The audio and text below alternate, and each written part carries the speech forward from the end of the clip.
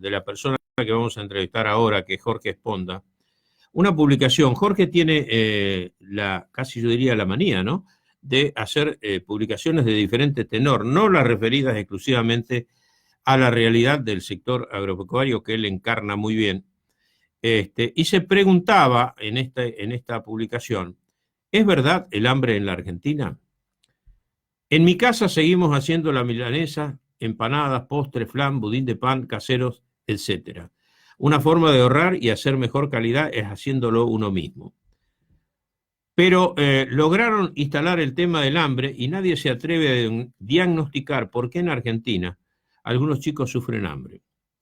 Conozco zonas del país donde de verdad tienen todo muy complicado por el clima, la falta de lluvias, la tierra no es buena o el frío es que hace difícil todo. Sin embargo, sus escasos pobladores se las arreglan para darle de comer a su familia. Si esta misma voluntad, esto destacado, e ingenio estaría en la mayoría de los lugares que reclaman por el hambre, en lugares que tienen al alcance muchas cosas para hacer y que no hacen. La excusa más sencilla es la falta de educación. Pero la realidad es muy distinta. Se convencieron en vivir de esta forma. Les permiten a sus líderes políticos manipular poder y con esto creer en ese falso espejismo que van a estar bien mendigando alimentos, planes sociales, el departamento tipo Villa 31 que les hizo Macri y encima se quejan que tienen la heladera vacía. Los que están muy lejos haciendo patria con lo poco que tienen, cuando ven por televisión que logran vivir en las ciudades enormes, ¿qué crees que tienen que hacer? Esto fue pasando en los últimos 40 años, casi como un imán gigante, atrajo personas de todo el interior y de países vecinos. Nunca escucho hablar a políticos de hacer exactamente al revés, que hay que ayudar a los que están en el interior. Pero gana el negocio político de manipular la pobreza y tenerla secuestrada a cambio de los votos. El mejor ejemplo, La Matanza. Es mucho más grande que muchas provincias. ¿Se imaginan los 2 millones de personas poblando Formosa, por ejemplo? El tema es redistribuir, esto encomillado, quitarle al que tiene voluntad de trabajar a ver, parece que se me corrió un poquito. Voy de vuelta. El tema es redistribuir, quitarle al que tiene voluntad de trabajar. No se dan cuenta que muchos, cada día somos menos, mucho menos. La tendencia es como en Cuba o Venezuela. ¿Quién va a querer trabajar, producir algo si el Estado te lo quita para distribuir? El principio de la solución es completamente distinto. Para estimular, generar trabajo genuino, hay que reducir impuestos, modernización laboral, terminar con los sindicatos mafiosos, inflación del 1% anual y políticas de Estado que permitan la voluntad de trabajar, estudiar y progresar.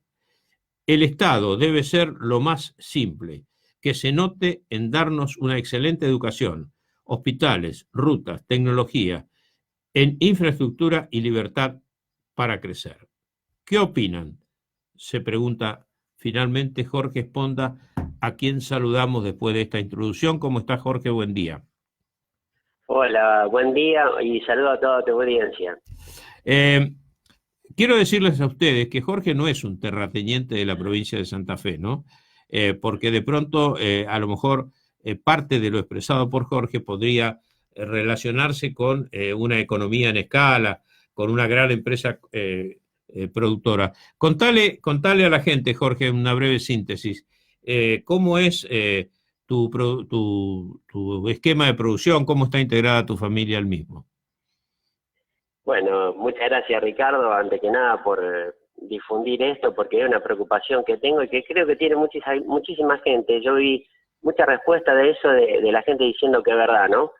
Bueno, nosotros vivimos en el campo, bueno, vivo cerca de una ruta, estoy cerca a 25 kilómetros de Rosario y de toda la vida tuvimos frutales, 400 frutales de todas las especies.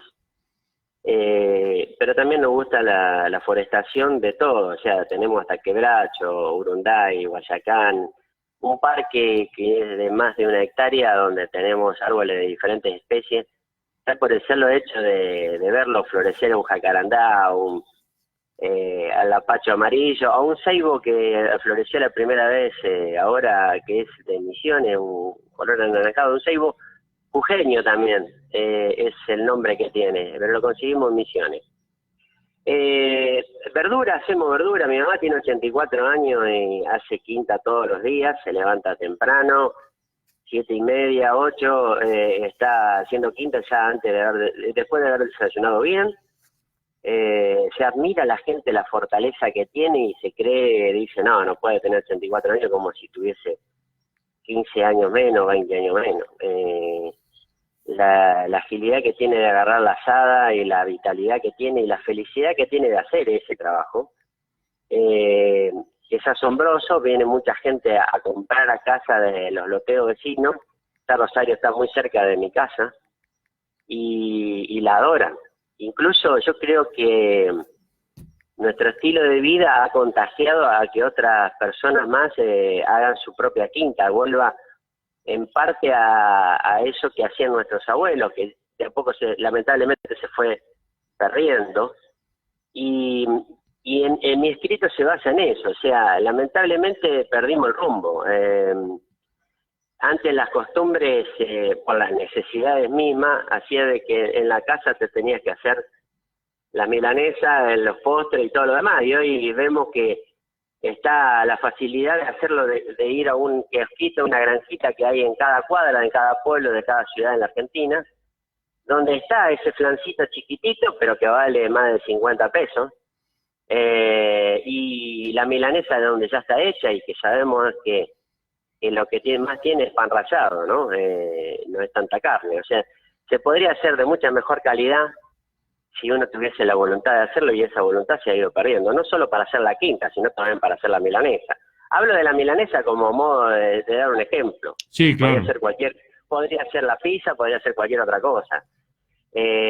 También uno se transporta en el tiempo y nos acordamos de cómo mi madre o mi abuela, que no lo vi yo a eso, no lo viví, pero sí, se tenían que hacer mucho más eso porque no habían ni los fideos, estaban en un supermercado, estaba la harina nada más, o sea que había que hacerlo todo en casa, absolutamente, hasta la ropa se tenía que hacer. Decir, ¿qué pasó?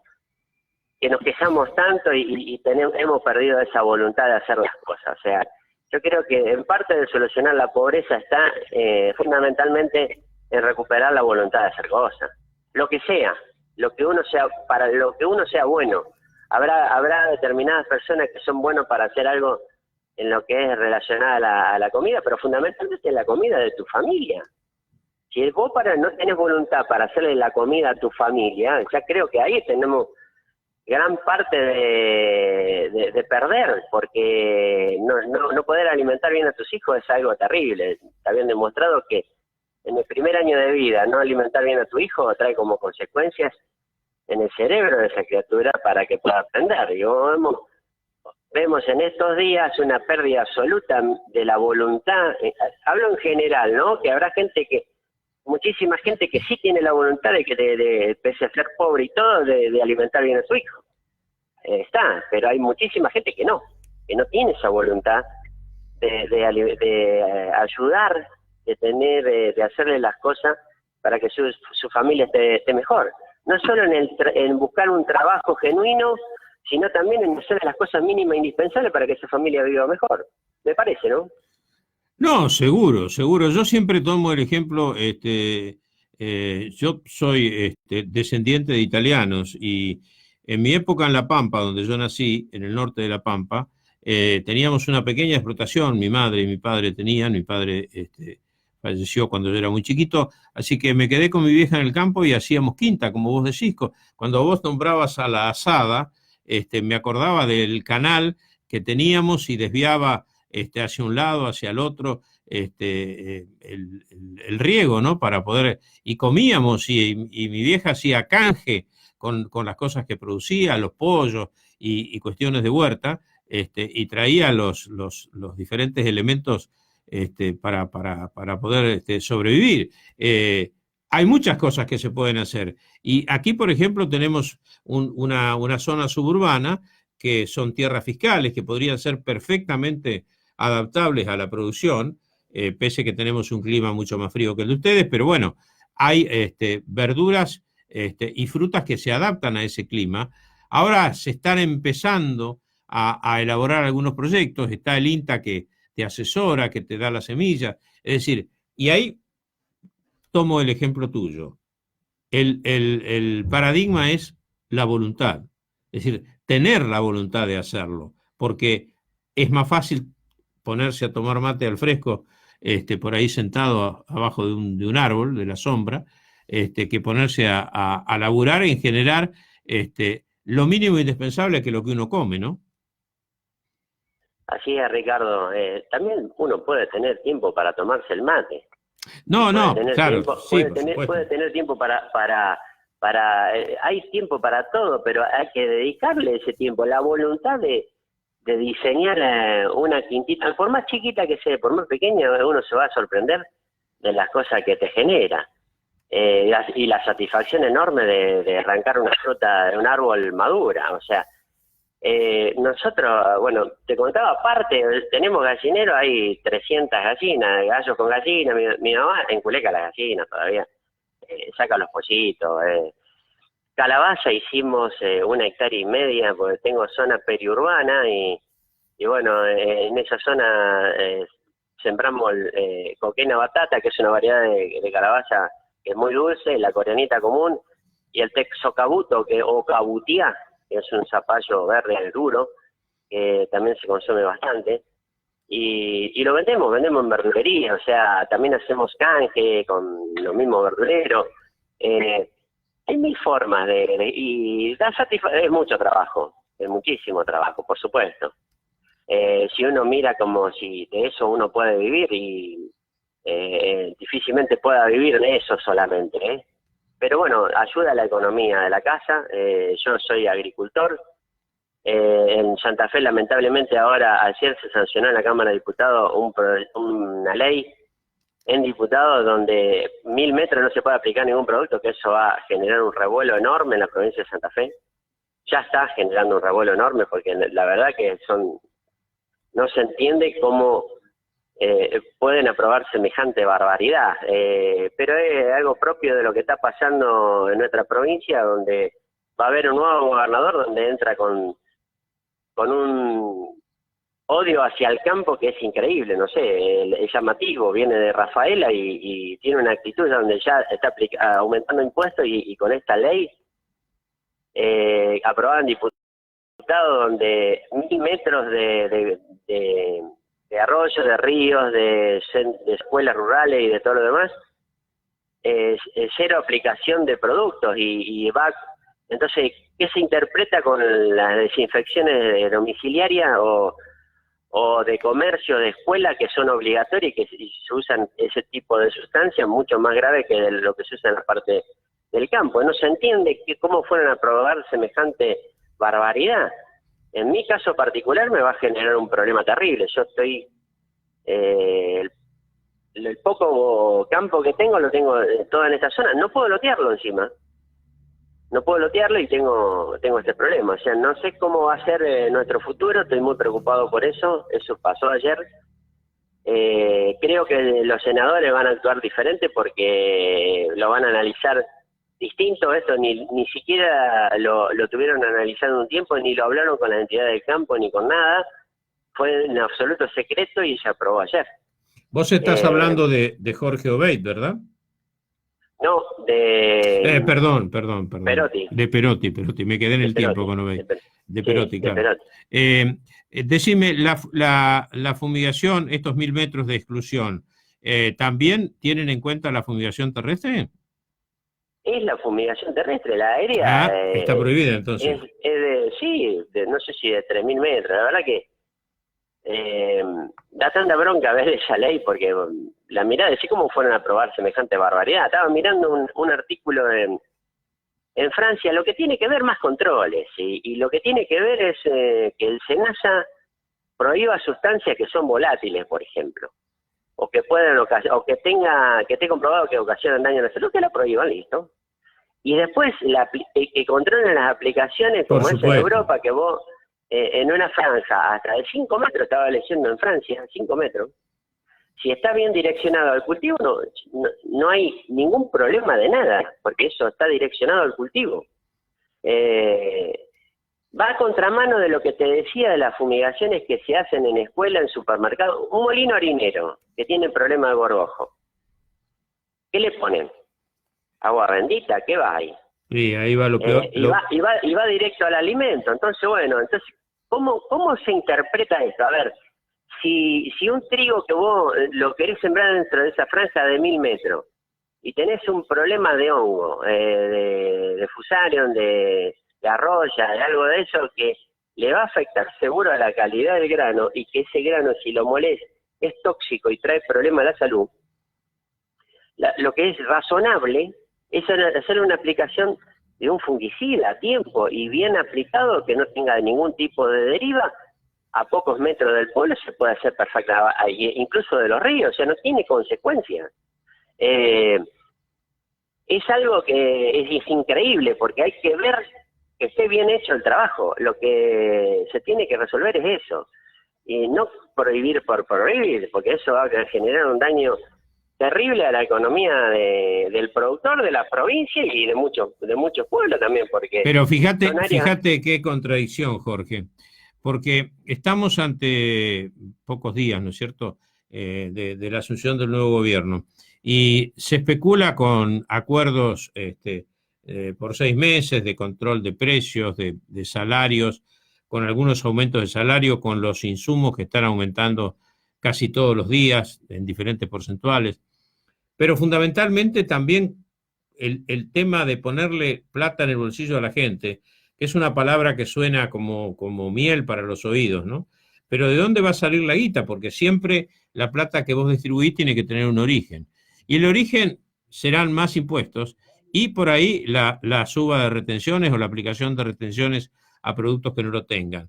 Es una clara contradicción, porque si vos afectás a la producción y querés obtener recursos de una producción afectada en su volumen de producción, es una clara contradicción, ¿no te parece?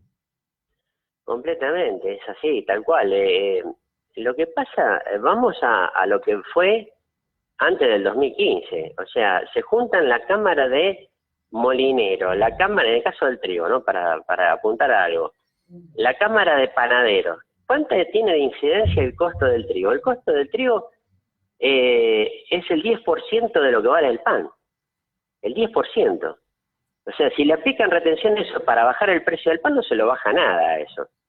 Y de sacarle un sector productivo que en años del gobierno kirchnerista llegó a producir nada más que lo que consumimos los argentinos, incluso tuvieron que importar, pero de eso nunca se habló, nunca se dijo con claridad que tuvieron que importar del Uruguay, tuvieron que importar de otro lado trigo. Creo que eran 8 millones de toneladas, llegamos a producir el año pasado 25 millones de toneladas, o sea, y hacer rotación con más maíz, más trigo, menos sojización. Ahora vamos hacia la sojización de vuelta. Sí, por supuesto, por supuesto. Es una consecuencia. Y un productor chico, yo tengo 163 hectáreas, hago un tercio de trigo. Con un tercio de trigo yo puedo alimentar a un pueblo lo que consume de trigo todo el año, como Roldán, como en mi pueblo, de 17.000 personas, porque el consumo per cápita por año promedio en Argentina de lo que yo produzco daría para esa cantidad de población. O sea, fíjate las consecuencias que tiene el meterle un impuesto que es completamente distorsivo, porque es como un ingreso bruto. O sea, no mira si vos tenés una buena cosecha o una mala cosecha, y mucho menos va a mirar si vos tenés problemas en hacer algún tipo de aplicación en zona periurbana, como es mi caso. O sea, no contempla nada. O sea, te mete el Estado una mano en la garganta y otra mano en el bolsillo. Esto va a traer como consecuencia que vamos a producir mucho menos trigo, mucho menos maíz, se va a agravar la situación, va a recaudar menos el Estado, y al bolsillo del consumidor no lo va a sentir, sencillamente porque tiene una tremenda carga de impuestos de todo lo otro, no es por el costo del trigo, y hablo del caso del trigo como el de la carne vacuna, como puede ser el maíz, como el de cualquier cosa, porque el productor, acá hay dos castigados terriblemente, que es el consumidor final y es el productor. por la voracidad que tiene el Estado de expropiar, la voluntad de trabajar. Entonces, sí, absolutamente. Jorge, no, sí, sí, no, no. y también le afecta al consumidor final, por supuesto. Sí, no, ni hablar, ni hablar. Jorge, para finalizar, no te quiero robar más tiempo. Por lo que veo, por lo que deduzco, por lo que infiero, no sos muy optimista con los tiempos que vienen. Para nada, no, muy preocupado, más por cómo se están desarrollando todas las cosas en los días previos a asumir y lo que se está diciendo.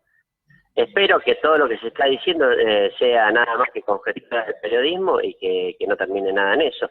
Pero por otro lado estamos viendo las actitudes que está teniendo el gobernador que todavía no asumió en Santa Fe y las cosas que están pasando en Santa Fe. O sea, aumento del impuesto inmobiliario rurales para el arreglo de caminos rurales, un impuestazo que después echó marcha atrás cuando se dio cuenta de que era una barbaridad antes de asumir. Y ahora este proyecto de ley sobre productos fitosanitarios en la provincia de Santa Fe ya es deprimente. Y en el contexto nacional, que te hablan de que van a poner retención, y si le ponen, hablan de un 20%, volver un 20%, bueno, no van a producir trigo, solamente en muy pocas regiones del país van a producir. Y maíz ocurre lo mismo, se va a desplomar la producción de maíz. Y bueno, tendrás que ampliar la producción fruta y hortícola.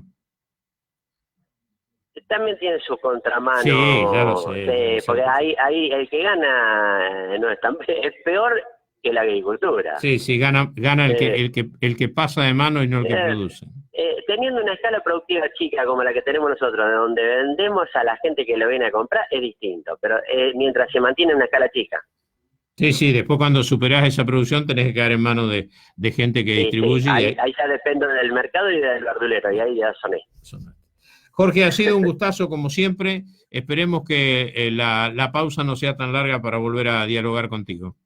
Bueno, cómo no, con mucho gusto, Ricardo. Muchas gracias y saludos. Saludos a tu familia y a la matriarca de la familia. Muchas gracias. Si ando por Rosario, voy a llegarme hasta ahí, está cerquita. Sí, cómo no, por favor, dale, teneme en cuenta. Bueno, un abrazo grande, Jorge. Un abrazo fuerte. Chao, hasta luego. Bueno, ¿a dónde vamos, jefe? Pasaba Jorge Esponda, sí, como decíamos, productor, y hemos